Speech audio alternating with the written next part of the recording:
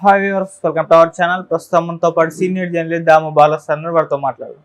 నమస్కారం సార్. నమస్తే sir, Duvvada Srinivas and Madhuri వీళ్ళు ఇష్యూలో సార్ ఎన్నో మలుపులు తిరగడం మనం చూస్తున్నాం. సో మన మాధురికి యాక్సిడెంట్ జరిగింది అని చెప్పేసి వార్తలు అయితే ఫుల్ వైరల్ అయ్యాయి సార్. అసలు యాక్సిడెంట్ జరిగిందా లేకుంటే ఎవరైనా చంపడానికి ప్రయత్నించారా అన్నట్టుగా కూడా చర్చ జరుగుతుంది. అసలు ఏం జరిగింది, మరి ఏం జరగబోతుంది అంటారు?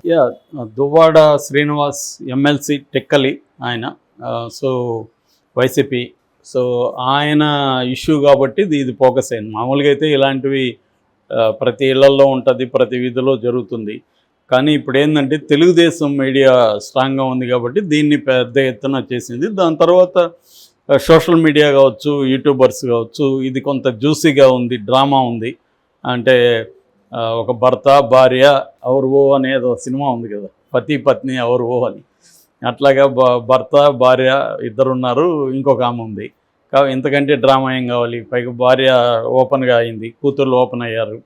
సో అందువల్ల ఇది ఇంట్రెస్టింగ్గా ఉంది. తెలుగుదేశం మీడియా దీన్ని జగన్కి అంటగట్టడం, ఆయన ఎవరు సజ్జల రామకృష్ణారెడ్డికి అంటగట్టడం, ఆయన వల్లే వీళ్ళు ఇది అయ్యారని ఒక న్యూస్ రాయడం, జగన్కి పొరుగు పోయిందని రాయడం, ఇది చేస్తున్నారు. ఇది నిజంగా పరువు దీనికి ఏం సంబంధం లేదు. ఇది వాళ్ళ ఫ్యామిలీ మ్యాటర్ యాక్చువల్గా.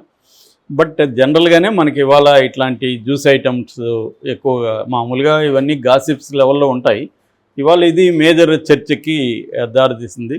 సో దీనివల్ల ఏమైందంటే మన బంగ్లాదేశ్ పరిణామాలు కావచ్చు, లేకపోతే ఇజ్రాయెల్ పాలస్తీనా ఇష్యూ కావచ్చు, లేకపోతే అదానీ హిండెన్బర్గ్ ఇష్యూ కావచ్చు, ఇలాంటివి కాకుండా ఈ జ్యూస్ ఐటమ్స్ని జనం ఎక్కువ చూస్తున్నారు. కాబట్టి మేము ఇది ఎప్పటి నుంచో ఇది ఉంది, కోడి ముందా పెట్ట ముందలాగా జనం చూస్తున్నారు కాబట్టి మేము ఆ సినిమాలు తీస్తున్నాం అంటే, మీరు ఆ సినిమాలు తీస్తున్నారు కాబట్టి జనం చూస్తున్నారు అన్నట్టుగా మీడియా అండ్ ఇది కూడా ఉంది. జనరల్గా నేను చాలాసార్లు చెప్తుంటాను, యూట్యూబ్ లేదా వెబ్సైట్ ఇవాళ ఉన్న మోడల్ ఏంటంటే, ఎన్ని వ్యూస్ ఎక్కువ వస్తే అంత డబ్బులు వస్తాయి వీళ్ళకి, యాడ్స్ వస్తాయి, ఆ యాడ్స్లోంచి యాడ్ రెవెన్యూ వస్తుంది. సో దేనికి వ్యూస్ వస్తున్నాయో చూసుకొని దాన్ని పెంచుకుంటూ వెళ్తారు, అది అరిగిపోయే వరకు. ఇంకా సో అది వ్యూస్ తగ్గిపోయినాయనుకో ఆటోమేటిక్గా వేరే దానికి జంప్ అవుతారు. ఇది మోడల్ అన్నమాట. సో క్లియర్గా వ్యూయర్స్ దేనికి వెళ్తూ ఉన్నారు అని, అది లేనప్పుడు నువ్వు ఎంత హంగామా చేసినా అవి చూడరు. కొన్ని ఇష్యూస్ ఉంటాయి, పెద్ద ఎత్తున బ్యాంగ్ అన్నట్టుగా ఇస్తారు కానీ ఆడేమి చూడరు. కాబట్టి ఫైనల్గా వ్యూయర్స్ని బట్టే ఈ మోడల్స్ సర్వైవ్ అవుతున్నాయి. నా దృష్టిలో అయితే వ్యూయర్స్ని బట్టే వీళ్ళని అనేకంటే కూడా వ్యూయర్స్ అవి చూస్తున్నారు కాబట్టి వాటిని ఇస్తా పోతారు వీళ్ళు. ఓకే, అవి లేదంటే ఆపేస్తారు. ఇంతే సింపుల్. ఇది వీళ్ళు అనుకున్నా కూడా కొన్ని విషయాల్ని క్రియేట్ చేయలేరు. యూట్యూబ్ ఛానల్ కానీ వీళ్ళు కొంత ట్రై చేస్తారు కొన్ని విషయాలు చేద్దామని, చేసినా చేయలేరు. ఎందుకంటే ఇన్హెరెంట్గా అవి జనాలను ఆకట్టుకో. సో అలాగా ఇప్పుడు ఈ దువ్వాడ శ్రీనివాస్ది వీళ్ళది లేటెస్ట్ డెవలప్మెంట్ ఏంటంటే, నిన్న దివ్యల మాధురి అని ఆమె అనఫిషియల్గా దువ్వాడ శ్రీనివాస్కి భార్య అని చెప్పచ్చు. అంటే పెళ్ళి అనేది లేదు కానీ కలిసి ఉంటున్నారు, గత 2 ఏళ్ళ నుంచి సహజీవనం చేస్తున్నారు. లీగల్గా భార్య అయిన వాణితో ఆయన కలిసి ఉండట్లేదు 2 ఏళ్ళ నుంచి. సో లీగల్గా విడాకులు తీసుకోలేదు. ఆమె ఆల్రెడీ ఈయనకి వ్యతిరేకంగా నిలబడాలనుకునింది, దాన్ని మళ్ళీ వాళ్ళు ఏదో మార్చారు, డబ్బులు ఏదో ఖర్చు పెట్టించారు, ఇవన్నీ జరిగాయి. ఆయన ఏం చెప్తున్నాడంటే, నేను ఈ దివ్యల మాధురి ఎవరో కాదు, ఆమె డ్యాన్స్ టీచరు, ఆమె నాకు పరిచయం చేసింది నా భార్య వాణిని. పరిచయం చేసిన తర్వాత నాకు ఆ అమ్మాయికి అఫైర్లు ఉన్నాయని ఈమె క్రియేట్ చేసి పుకార్లు క్రియేట్ చేసింది. దాంతో ఆ అమ్మాయి ఆల్రెడీ అమ్మాయి ఇష్యూస్లో, అమ్మాయికి పెళ్ళయింది, 3 పిల్లలు. ఆ అమ్మాయి ఇష్యూలో ఉండి దీన్ని ఈ ప్రచారాన్ని తట్టుకోలేక తన ఆత్మహత్యకు పాల్పడింది. ఆ టైంలో నేను సేవ్ చేశాను, దాంతో ఆ అమ్మాయి నాతో ఉండడం మొదలుపెట్టింది. అలాగే మేమిద్దరం, నాకు కూడా నా భార్యతో పడలేదు, అందుకని మేమిద్దరం కలిసి ఉన్నాను, నేను నాకు ఆస్తి అంతా కూడా కూతుర్లకి ఇచ్చేసానని ఆయన చెప్తున్నాడు. ఈమె వాణి ఏమో అతను అంతా అబద్ధాలు చెప్తున్నాడు, ఆమె నా భర్తని ఇది చేసింది అని ఆమె చెప్తుంది. సో వాళ్ళ నాన్న ఎవరు, మన వాణి వాళ్ళ నాన్న కూడా సంపతి రాఘవరావు, ఆయన కూడా రంగంలోకి వచ్చాడు నిన్న. ఆయన ఏమంటున్నాడు, అసలు ఈ దువ్వాడ శ్రీనివాస్కి ఆస్తి అంతా నేనే ఇచ్చానని అతను అంటున్నాడు. సో ఈమె దివ్యల మాధురి, ఆమె కూడా ప్రెస్తో మాట్లాడింది. ఆమె కూడా ఈ దువ్వాడ శ్రీనివాస్ చెప్పిన స్టోరీని ఆమె చెప్పింది. నేను డ్యాన్స్ టీచరు, నన్ను ఈమె పరిచయం చేసింది, ఆ తర్వాత ఆమె నా మీద ప్రచారం చేస్తుంది, అందుకని దువ్వాడ నన్ను కాపాడాడు. Is a friend, philosopher, guide, ఈ రొటీన్ ఒక డైలాగ్ ఉంటుంది, అది ఆమె చెప్పింది. సో నేను లీగల్గా అయితే నేను భార్య కాదు, కానీ మేము లీగల్గా తీసుకున్నప్పుడు మేము ఇద్దరేమీ నేరం చేయట్లేదు, ఎందుకంటే కలిసి ఉండొచ్చు అని సుప్రీంకోర్టు కూడా చెప్పింది అనేది వీళ్ళు అంటున్నారు. దీనికి తెలుగుదేశం మీడియా లీగల్గా కరెక్ట్ కావచ్చు కానీ మోరల్గా కరెక్టా అని వీళ్ళు తొక్కలో మోరల్, ఎవడికి మోరల్, తెలుగుదేశం వాళ్ళకి మోరల్స్ ఉన్నాయా? అసలు ఏ రాజకీయ పార్టీనైనా మోరల్స్ మాట్లాడే హక్కు ఏ రాజకీయ పార్టీకి ఉంటుంది? వీళ్ళేమో దాన్ని మోరల్స్ అని ఈ యాంగిల్లో వీళ్ళు ఆర్టికల్స్ రాస్తున్నారు, చర్చిస్తున్నారు. నిజానికి ఇక్కడ మోరల్స్ పాయింట్ ఆఫ్ నుంచి డిస్కస్ చేయడమే రాంగు. ఎందుకంటే వాళ్ళిద్దరికీ కుదరినప్పుడు వాళ్ళు విడిపోతారు. దాంట్లో నువ్వు మోరల్స్ ఏం మాట్లాడతావు, నువ్వు ఏమని మాట్లాడాలి మోరల్స్? సో కాబట్టి ఈ మోరల్స్ మాట్లాడలేము. లీగల్ పొజిషన్ ఏందనేది అది లీగల్ సిస్టమ్ ఉంది, దాంట్లో ఆమె వీళ్ళకి ఎవరికి లీగల్ సిస్టమ్ మీద కూడా నమ్మకం లేదు. ఇప్పుడు వానికి లీగల్ సిస్టమ్ మీద నమ్మకం ఉంటే ఆమె లీగల్గానే ట్రై చేయొచ్చుగా, ఎందుకు బహిరంగంకి వచ్చింది? ఇప్పుడు ఆమె ఎవరు, లావణ్యకి లీగల్ సిస్టమ్ మీద ఉంటే ఆమె కోర్టుకు వెళ్ళాలి కదా, ఛానల్కి ఎందుకు వచ్చింది? అంటే వీళ్ళకి ఎవరికి కూడా లీగల్ సిస్టమ్ మీద నమ్మకం లేకనే పబ్లిక్గా బదనాం చేసి బ్లేమ్ చేసి వాళ్ళని అరెస్ట్ చేసి చేద్దామని అదే పనిష్మెంట్ అనేది వాళ్ళు ఫీల్ అవుతారు. లేదు కొంత బ్లాక్మెయిల్ లాగా ఉంటుంది, వాళ్ళు ప్రెజర్ అవుతారు, దాంతో మనం కోరుకున్న డబ్బులు ఇవన్నీ కూడా జరగచ్చు అని కూడా అనుకోవచ్చు.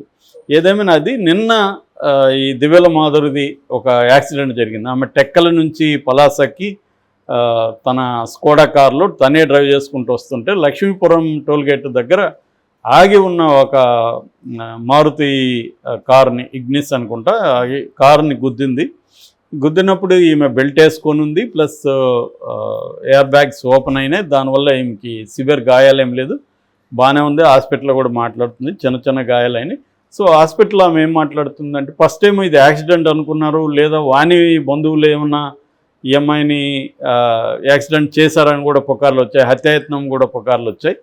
అయితే ఆమె టీవీతో పోలీసులతో మాట్లాడుతుంది, నేనే ఇది యాక్సిడెంట్ కాదు, నేను కావాలనే గుద్దాను, చనిపోదామనే గుద్దాను, సో నన్ను ఇప్పుడు కూడా కాపాడకండి మీరు అని చెప్తుంది. ఎందుకు చేసావని అడిగితే నన్ను బదనాం చేస్తే పర్లేదు, నేను ఇన్వాల్వ్ అయినాను కాబట్టి నన్ను చేయొచ్చు, కానీ నా పిల్లలు, వాళ్ళు 3 పిల్లలు, వాళ్ళని కూడా లాగుతున్నారు, వాళ్ళ మీద ఇది దుష్ప్రచారం చేస్తున్నారు, వాళ్ళు చాలా బాధగా ఉన్నారు, దాన్ని నేను చూసి తట్టుకోలేకపోయాను, అందుకని చచ్చిపోదామని, నేను చచ్చిపోతే ఈ సమస్య అవుతుందని ట్రై చేశానని చెప్తుంది. ఆమె ఆల్రెడీ ఆమె కొంత ఆత్మహత్య నేచర్ ఉన్నట్టు కనబడుతుంది. ఎందుకంటే గతంలో కూడా ఆమె ఆత్మహత్య చేసుకున్నప్పుడే కదా తను కాపాడాడని మనకు తెలిసింది. సో ఈ కాంటెక్స్ట్లో మళ్ళీ ఆమె ఆత్మహత్య వైపు వెళ్ళడం అనేది ఒక ఇందులో విషాదమైన అంశము. ఏదేమైనా ఆమె ప్రాణాలతో అయితే బయటపెట్టింది. ఇప్పుడు ఇది ఇంకా సాల్వ్ అవుతుందా, ఇంకా కంటిన్యూ అవుతుందా? ఎందుకంటే దీన్ని సాల్వ్ కానికుండా చూసుకునే మీడియా బలంగా ఉంది. తెలుగుదేశం వాళ్ళు దీన్ని మ్యాక్సిమం పెంచి పోషిస్తారు. మొన్నటి వరకు విజయసాయి రెడ్డి ట్రై చేశారు, సో అది అయిపోయింది. ఇప్పుడు విజయసాయి రెడ్డి ఏమైందో ఎవడికి తెలియదు, దాన్ని పక్కన పెట్టేశారు. ఇప్పుడు ఇది తీసుకున్నారు. అంటే తెలుగుదేశంకు ఉన్న లక్ష్యం ఏంటి? 5 ఏళ్లలో వైసీపీని ఇటు జనాల్లో లేకుండా చూడాలి, ఫిజికల్గా వాళ్ళని బలహీనం చేయాలి, జగన్ని జైలు వేసేయాలి, వాళ్ళ మీడియాను మూసేయాలి, ఇట్లా వైసీపీకి సంబంధించి సర్వశక్తుల్ని వీక్ చేసేసి దాన్ని లేకుండా చూసుకోవాలి. 2029కి బాగా బలహీనం చేసేస్తే మనం సునాయాసం గెలవచ్చు అనేది తెలుగుదేశంకి ఉండదు. అది ఎవరికైనా అధికారంలో ఉన్న పార్టీకి అదే లక్ష్యమే. బీజేపీకి ఇప్పుడు అదే లక్ష్యమే కదా, ప్రాంతీయ పార్టీలని తొక్కేయాలి, కాంగ్రెస్ని తొక్కేయాలి, మనం అధికారంలో ఉండాలనేది మోడీకి ఉన్న లక్ష్యం. అదే లక్ష్యం వీళ్ళకి కూడా ఉంది. సో ఈ యాంగిల్లో వీళ్ళు వైసీపీలో ఏమాత్రం దొరికినా దాన్ని బ్లోఅప్ చేసి పెంచి పెద్దది చేసి చేస్తున్నారు. అదేదంటారు కదా, కోతిపుండ్ర బ్రహ్మరాక్షస్ అని చిన్న గాయాన్ని బాగా కిలికి వదిలిపెడుతున్నారు. వీళ్ళకి ఇంకొకటి వచ్చే వరకు ఇది చేస్తుంటారు, ఇంకొకటి వచ్చినాక దీన్ని పక్కన పెట్టేస్తారు. కాబట్టి అంతవరకు వీళ్ళు తట్టుకోవాలి. మరి ఏం జరుగుతుందో చూడాలి. అతను కూడా బాగా డిస్టర్బ్డ్ క్యాండిడేట్ లాగా ఉన్నాడు. దువ్వాడ ఆయన కోపంగా ఎగరడం కానీ అవన్నీ కూల్గా సాల్వ్ చేసుకునేటివి కనబడలేదు. అంటే డ్రామాకు కావాల్సిన లక్షణాలు వీళ్ళు 3లో ఉన్నాయి. వాణి అట్లాగే ఉంది, శ్రీనివాస్ అట్లాగే ఉన్నాడు, ఈమె దివ్యల ఏమైతే ఇంకా సినిమాటిక్గా ఉంది.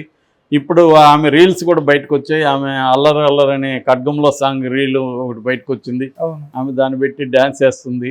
సో జనాలకు కావాల్సిన మసాలా అంతా వీళ్ళు, ఒక కుటుంబ కథా చిత్రానికి సంబంధించిన మసాలా అంతా వీళ్ళు 3 ఇస్తున్నారు.